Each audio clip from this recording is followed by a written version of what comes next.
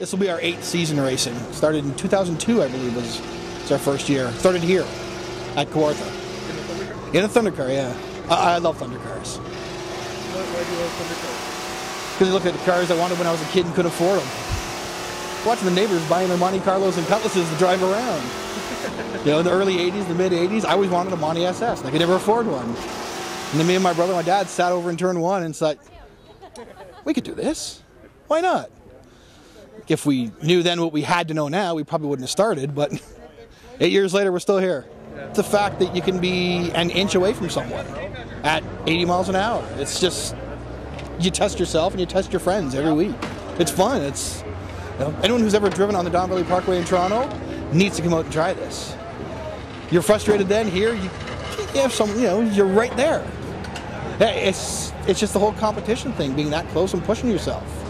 It's fun and it's a test. It's a thrill. I was always a fan of racing, but always as a spectator and always from a distance. Always wanted to do it. More than being an NHL hockey player, more than, you know, being a rock star or whatever. I always wanted to drive a race car, and now we do.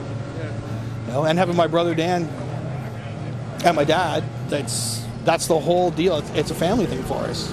It's great. I spend all summer with my family now. My brother does 99% of the work. He let me change the fuel filter in the back of the car today. He doesn't want to get behind the wheel? No, actually he doesn't. His whole pride is in making the car go fast. It's a good combination. You get to show up, you get to drive the car, and fix it after. Exactly. His job is to take all my excuses away. So I have absolutely no excuse anymore. If the car is perfect, it's my fault.